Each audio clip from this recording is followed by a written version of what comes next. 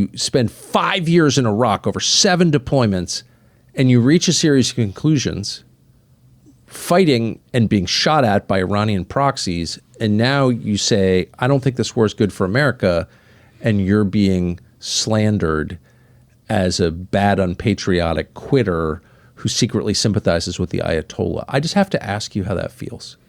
I mean, they love you when you're just saluting and moving out, but then the second you say, I don't think we should be doing this, and I have an opinion now, then all the attacks come at you. But I truly believe that that God put me where I am right now, really putting me through everything I've been through in my life to bring me to this point. I don't believe that God said, hey, you're here now in this moment to just sit back and be a good soldier for this iteration. I've had lots of friends who have said, hey, I think you would have been more value staying in the administration with your experiences. And I understand that, and I'm flattered by it.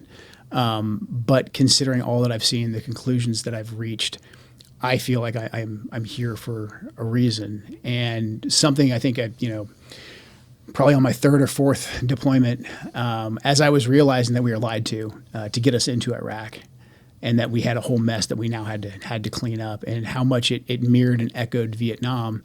I remember, as being in my mid to late 20s, being very frustrated with a lot of the Vietnam veterans who did not speak up against. I know some did, but especially Vietnam veterans who stayed in service, as I had intended to do, who stayed in service and who advocated for the Iraq War.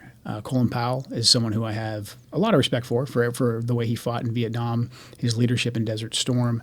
But then the way that he was part of lying to get us into the Iraq War, and then staying on and continuing those lies, knowing full well, having all the experiences of being a guy on the ground in a feudal war that was, basically we were deployed to under false pretenses.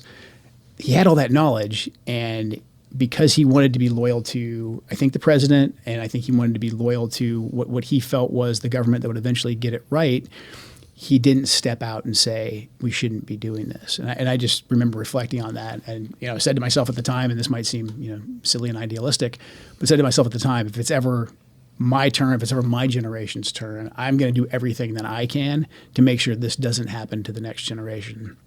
So a real breaking point for me